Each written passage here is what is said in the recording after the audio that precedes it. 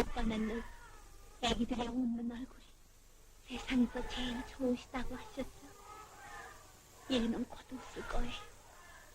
방긋방긋 웃어야죠. 웃어야 하고 말고요. 또 웃도록 우리가 만들어줘야 하지 않겠어요.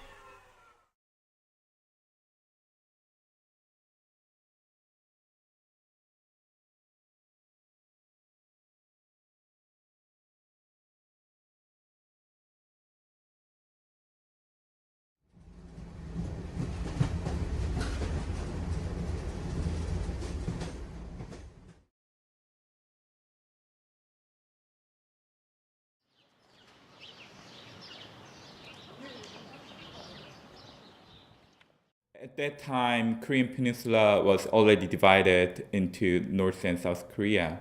And so what US stands for is not just about ideology or religion, but it's the core value that make the South Korea stand as it is, because there's the pure enemy up there, represented by like North Korea, Kim Il Sung, and communism. Christianity at that time represent the best kind of U.S. value. So for South Korean people, all kinds of values and ideology Christianity represent can be very natural for them, and then there's less opposition to these foreign values and ideologies.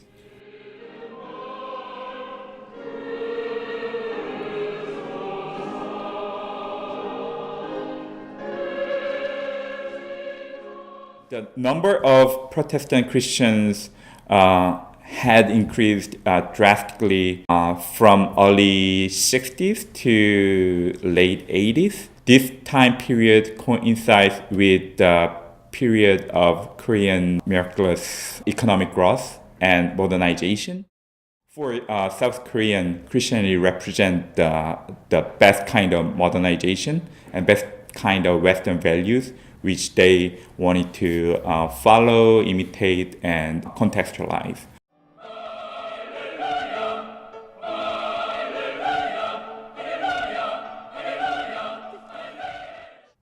One of the strongest gospel messages Protestant Christianity proclaimed during this time was called the prosperity gospel, which worked really well with this time period, because as I mentioned, during this time period, South Korea experienced dramatic economic growth. So South Koreans thought that they were indebted to Christianity because of these all good things which happened to them.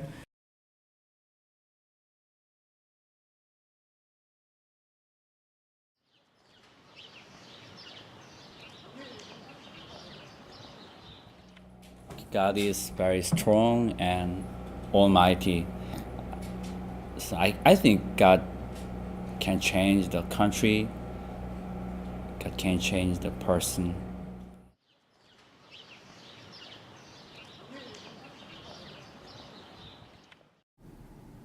For my grandmother, God, I think God is the only empowerment for her. It's very strong empowerment. Without God and Christian church, I think she could not survive.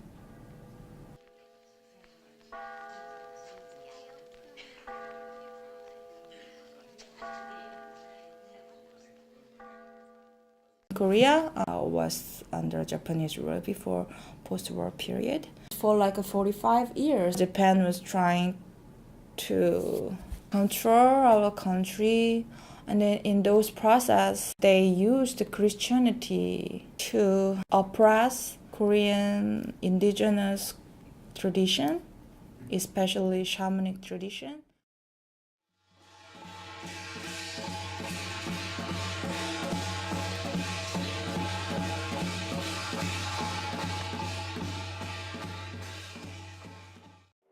But for just normal Korean people, we didn't have any kind of bad feeling of the missionary and Western people at that point.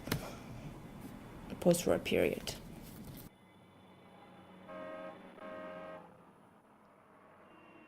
What I heard from my dad and my family, the church people helped my mother survive and support their children.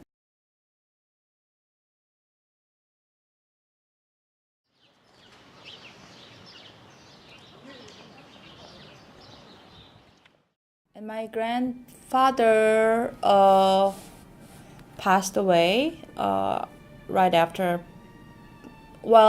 during the war, because he was a policeman. It was a very high class policeman at that point, and so the communists, want to kill him, and then so like a certain day he just disappeared, and so my grandmother didn't know, what happened to him.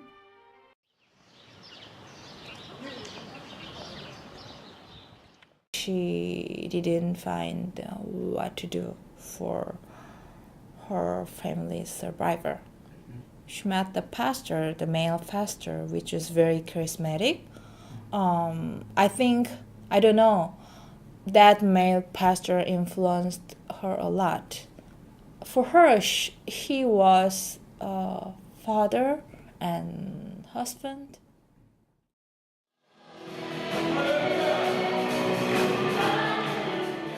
So they were hungry, and then they have family, but they could not survive. So they went to church, and then gave a lot of food, and then the pastors, prayed for them.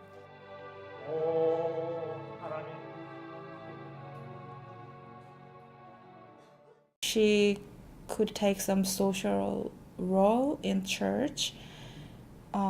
She did very, very serious missionary work for whole life. She brought the Bible and then trying to make people convert to Christian. She was really good at that. She chose to be Christian, because she thinks that makes sense. The message, is working in our life. She will pray God, to help them, and then God, absolutely she believed God will guiding and helping their children.